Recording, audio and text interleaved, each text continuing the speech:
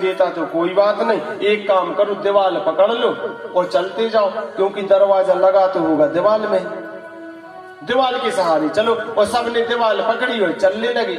लेकिन जैसे ही दरवाजे के पास आए, जैसे ही दरवाजे के पास में आए, बाहर से अंदर की तरफ हवा आ रही है और उस हवा में खुजली कर देने वाला केमिकल मिला है। जैसे ही शरीर में लगी, खुजली होने लगी, दीवार को छोड़ दिया, शरीर को खुजलाने में लग गए।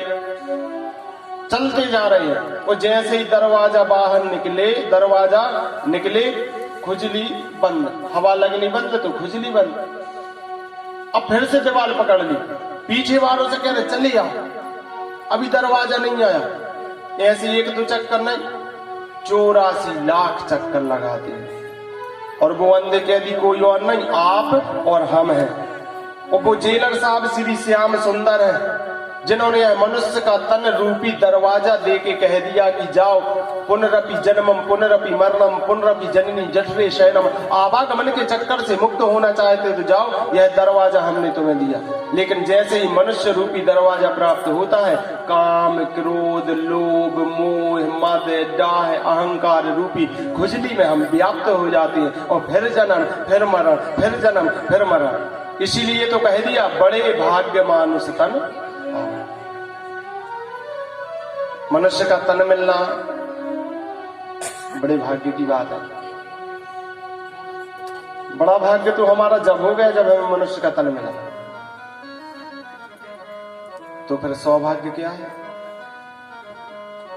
सौभाग्य हमारा जी है, उन परमात्मा के चरणों में लाख लाख दंडवत प्रणाम है, जिन्होंने अन्य दिनों की अपेक्षा आज का दिन हमें प्रदान किया। जी हमारा सौभाग्य है, ना जाने कितने लोगों को आज का दिन नहीं मिला। हमारा सौभाग्य, अन्य दिनों की अपेक्षा आज का दिन हमें प्राप्त हुआ है। और परम सौभाग्य क्या है? परम सौभाग्य हमारा जे अगन जैसे पावन पुनीत महीने में श्रीमद् भागवत महापुराण में प्रभु श्री राम और प्रभु श्री कृष्ण के जन्म की कथा सुनने का परम सौभाग्य प्राप्त हुआ है। यह परम सौभाग्य है। इसलिए सभी भक्त मिलकर के चतुर्थ दिवस की वेला में प्रवेश करते हैं। लेकिन कहा गया है रीति रिवाज के अनुसार, परम पिता परमात्मा श्री राघवेंद्र सरकार श्री श्याम सुंदर के गुणानुवादों को श्रवण करने से पूर्व अपने मन और वाणी को पवित्र करने के लिए 2 मिनट भगवान नाम संकीर्तन, फिर जैसी हरि इच्छा। कृष्ण गोविंद गोविंद हे गोपाल नंदलाल, कृष्ण गोविंद गोविंद हे गोपाल नंदलाल, कृष्ण गोविंद गोविंद हे गोपाल नंदलाल, कृष्ण गोविंद गोविंद हे गोपाल नंदलाल, कृष्ण गोविंद गोविंद हे गोपाल नंदलाल, कृष्ण गोविंद गोविंद गोपाल नंदलाल, कृष्ण गोविंद गोविंद हे गोपाल नंदलाल, कृष्ण गोविंद गोविंद हे गोपाल नंदलाल, हे गोपाल नंदलाल, हे गोपाल नंदलाल, गोपाल नंदलाल, हे गोपाल नंदलाल, हे गोपाल नंदलाल, हे गोपाल नंदलाल, हे गोपाल नंदलाल, हे गोपाल नंदलाल, हे गोपाल नंदलाल, हे गोपाल नंदलाल, गोपाल नंदलाल, हे गोपाल नंदलाल, हे गोपाल नंदलाल, हे गोपाल नंदलाल, हे गोपाल नंदलाल, हे गोपाल नंदलाल, कृष्ण गोविंद गोविंद गोपाल नंदलाल, कृष्ण गोविंद गोविंद गोपाल राम कृष्ण गोविंद गोविंद गोपाल राम कृष्ण गोविंद गोविंद गोपाल राम कृष्ण गोविंद गोविंद गोपाल राम कृष्ण गोविंद गोविंद गोपाल राम कृष्ण गोविंद गोविंद गोपाल राम कृष्ण गोविंद गोविंद गोपाल राम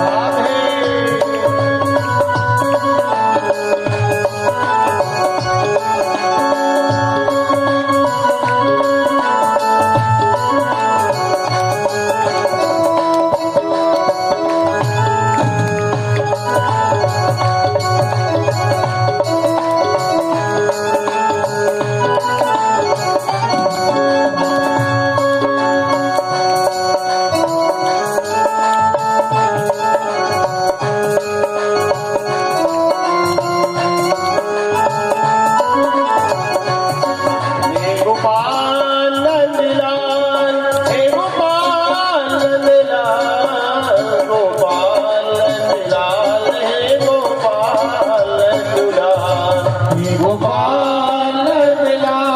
हे गोपाल दिलाल गोपाल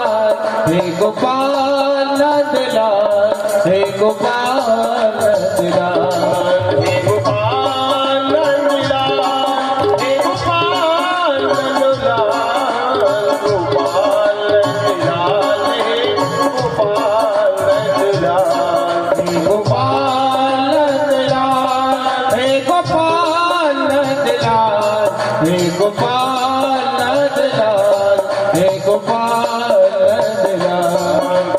गोविंद गोविंद गोपाल कृष्ण गोविंद गोविंद गोपाल गोविंद गोविंद गोपाल गोविंद गोविंद गोपाल गोपाल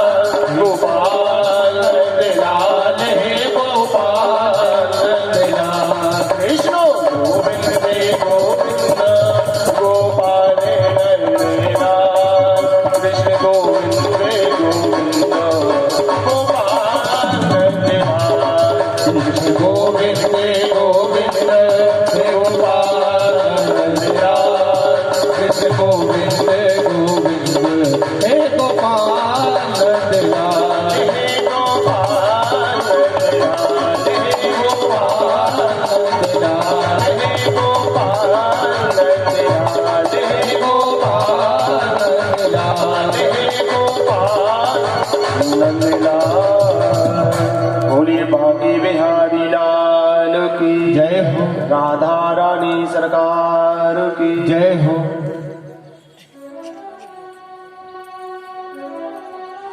परमहंस शिरोमणि आदरणीय भगवान श्री सुखदेव जी महाराज के चरणों में दंडवत प्रणाम करते हैं।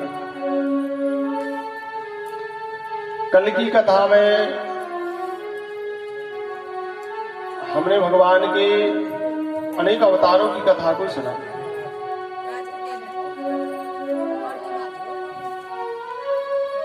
आज चतुर्थ दिवस प्रारंभ हो रहा है।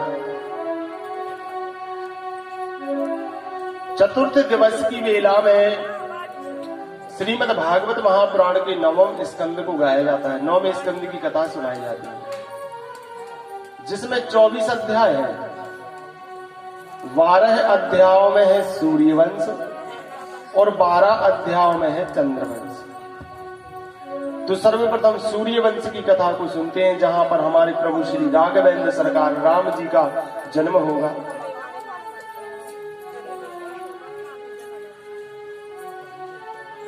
श्री सुखदेव जी महाराज कहते हैं, हे राजन परीक्षित,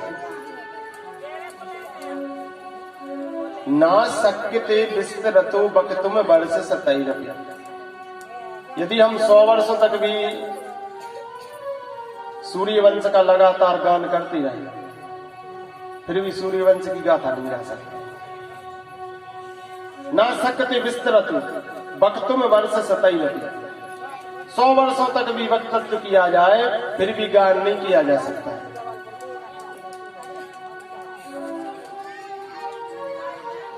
लेकिन संक्षिप्त कथा हम आप लोगों को अवश्य श्रवण पान करा रहे। श्रोता बंधु ध्यान देना, यदि सूर्य वंश को जानना है, समझना है, तो 2 सूत्र अपने दिमाग में रखने पड़ेंगे। पहला सूत्र है, सूर्य वंश के कुल गुरु हैं वशिष्ठ। सूर्य वंश के कुल गुरु हैं वशिष्ठ। और दूसरा सूत्र है, सूर्य वंश में संतान की समस्या होती है, वंश की बेल नहीं बढ़ती। जब तक कोई यज्ञ अनुष्ठान नहीं कराया जाए, तब तक संतान जन्म नहीं लेती।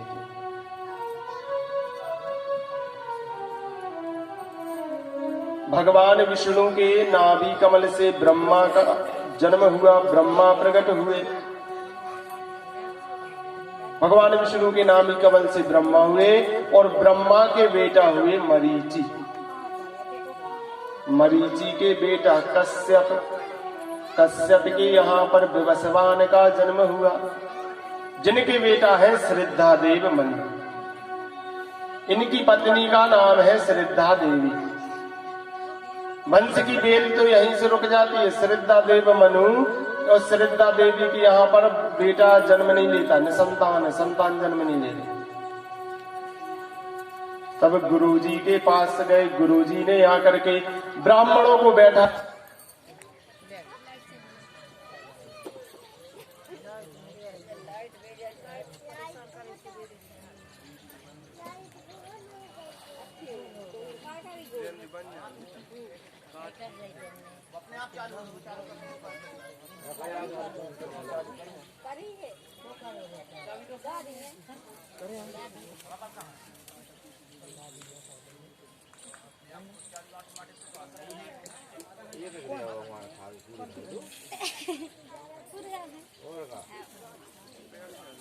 चाबी कौन के है?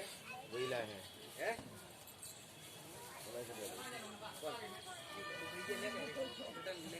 हम तुमसे कही तुम्हें धरे रहने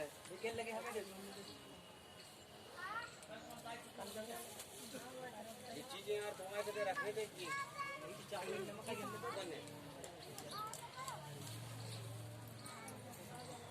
कौन सा पकड़ा कहाँ जा रहे हैं?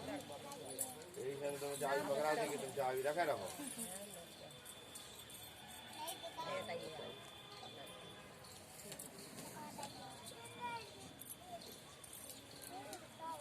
सर्विस सही नहीं चल रही।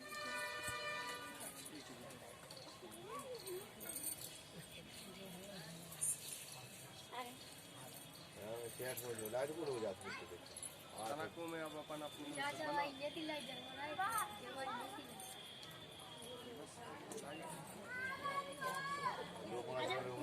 करेंगे।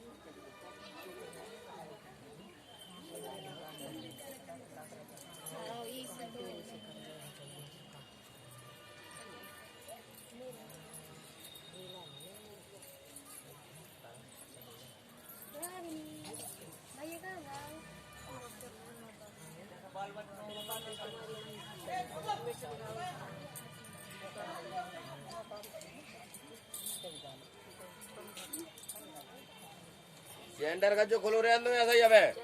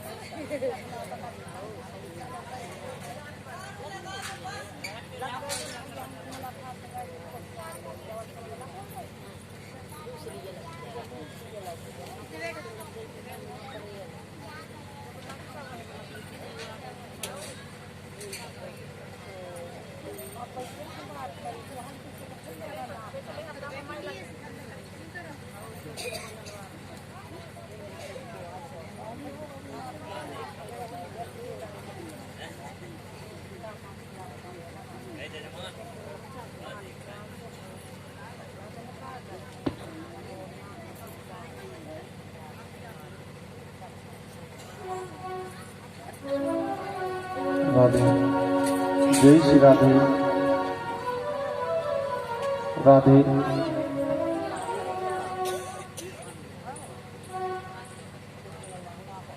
राधे जय श्री राधे जय श्री श्याम राधे श्याम।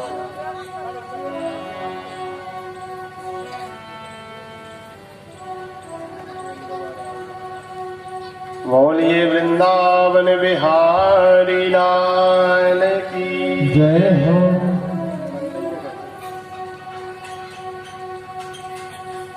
श्रद्धा देव मनु और श्रद्धा देवी इनकी यहाँ पर संतान जन्म नहीं ले रही। गुरु जी के पास गए, गुरुदेव ने ब्राह्मणों को बैठा दिया, एक मंत्र दे दिया, इस मंत्र का जाप करो जिससे बेटा का जन्म हो जाएगा। ब्राह्मण लोग बैठ के मंत्र पर जाप करने लगे, लेकिन उनकी जो पत्नी थी श्रद्धा देवी, उनकी इच्छा थी कि हमारे यहाँ बेटा नहीं बल्कि बिटिया का जन्म हो जाए। ब्राह्मणों के पास पहुंची, बोले हे ब्राह्मण देवता, आप ऐसा मंत्र जपें जिसके कारण हमारे यहाँ पे बेटा की जगह बेटी हो जाए, दुगनी दक्षिणा देंगी। और दक्षिणा के लोभ में ब्राह्मणों ने मंत्र बदल दिया और बेटा की जगह बिटिया हो गई। जब राजा को पता चला बेटी का जन्म हुआ, उस बेटी को लिया और गुरुदेव के पास पहुंची। महाराज आपने कहा था कि बेटा होगा, लेकिन ये तो बेटी हुई। वशिष्ठ ने ध्यान रख के देखा, ब्राह्मणों ने चतुराई कर दी, होशियारी कर दी, लेकिन कोई बात नहीं, हम अपनी मंत्र शक्ति से इस बेटी को भी बेटा बना देंगे। और वशिष्ठ ने अपनी मंत्र शक्ति से उस बेटी को बेटा बनाया, जिनका नाम पड़ा इक्ष्वाकु। सूर्यवंशी प्रथम शासक, पहले राजा है। अब 38 पीढ़ी बाद 39वें नंबर राम को जन्म हुई है जी, पहले राजा यहाँ। अब इनकी 38 पीढ़ी चले, जब 39वें नंबर राम को जन्म। इक्ष्वाकु के बेटा निरग, राजा निरग बहुत अच्छे थे। 1.25 लाख गाय प्रतिदिन वेद पाठी ब्राह्मणों को दान में देते थे, 1.25 लाख। लेकिन एक दिन की बात है, एक गाय ब्राह्मण को दान में दी और वह गाय ब्राह्मण के घर से आकर के राजा की अन्य गायों में मिल गई। दूसरे दिन राजा साहब ने उसी गाय को दूसरे ब्राह्मण को दान में दे दी। अब पहला वाला ब्राह्मण गाय ढूंढता हुआ आ रहा था और दूसरा ब्राह्मण गाय लेके आ रहा था, दोनों रास्ते में मिल गए। बोले भैया ये तो हमारी गैया है। पंडित जी ने कहा नहीं नहीं, ये गाय तो हम अभी अभी राजा से दान में लेके आ रहे। दूसरे ब्राह्मण ने कहा लेकिन इसी गाय के लिए तो कल और हमारे लिए दान में दिया था। दोनों ब्राह्मण झगड़ने लगे। बोले इस झगड़े का कारण क्या है? राजा साहब, चलो राजा के यहाँ चले। दोनों ब्राह्मणों ने गाय ली और राजा के पास आ गए। हे राजन, आपने एक गाय 2 ब्राह्मणों को दान में दे दी, हम लोगों का आपस में झगड़ा हो रहा है, क्या करें? राजा निरग ने कहा भैया, एक गाय की जगह आप 5 गाय ले लो बदले में। लेकिन पहला वाला ब्राह्मण कह रहा नहीं नहीं हम तो अपनी वही गैया लेंगे, और दूसरा वाला ब्राह्मण भी कह रहा हम तो अपनी वही गाय लेंगे। फिर झगड़ने लगे, झगड़ते झगड़ते और दोनों ने विचार किया कि झगड़े का कारण राजा है, अपन क्यों झगड़ा कर रहे हैं। दोनों को क्रोध आया और श्राप दे दिया, बोले हे राजन तुम गिरगिट की तरह रंग बदलते हो, जाओ हम तुम्हें श्राप देते हैं गिरगिट बन जाओ। और राजा नृग गिरगिट बन गए। भागवत महापुराण के 11 स्कंद 11वें स्कंद में एक कथा आएगी जब कन्हैया के द्वारा उनका उद्धार हुआ। नृगो नाम नरेंद्रो हम इक्ष्वाकु तनया प्रभु दानिक काया माने से यदि के कर्ण प्रसन्न। राजा नृग का उद्धार किया था भगवान ने। नृग के बेटा है सरयाती, सरयाती के घृट, घृट की यहाँ पर पुरुष का जन्म हुआ। वो पुरुष के बेटा नरसिंहंत, नरसिंहंत के प्रसघ्न की यहाँ पर नभग का जन्म हुआ। नभग के बेटा है नाभांग, और नाभांग के बेटा है अम्बरीश। अम्बरीश को तो जानते होंगे, सप्तद्वीप वसुंधरा के एकमात्र चक्रवर्ती सम्राट थे, एकादशी का व्रत करने वाले थे, एकादशी का व्रत करते थे और बड़ी गजब की सेवा करते थे। अपने राज्य में कृष्ण जी का मंदिर बनवा लिया। नित्य प्रति कृष्ण जी के मंदिर में जाकर के स्वयं सफाई करें, झाड़ू लगाएं, स्वयं भगवान को स्नान करवाएं। इतना ही नहीं, स्वयं गेहूं को साफ करें, स्वयं अपने हाथ से चकिया चलाएं, स्वयं अपने हाथ से टिक्कड़ बनाएं, रोटियां तैयार करें और भोग लगाएं। सेवकों ने कहा, नौकरों ने कहा, बोले महाराज आप इतने बड़े राजा हो, आप अपने हाथ से क्यों और गेहूं साफ करते हो, चकिया चलाते हो? हम गेहूं साफ कर देंगे। राजा साहब ने कहा भैया जैसे हमने यह काम नौकरों पे छोड़ दिया, ना जाने तुमने गेहूं को अच्छे से साफ किया नहीं,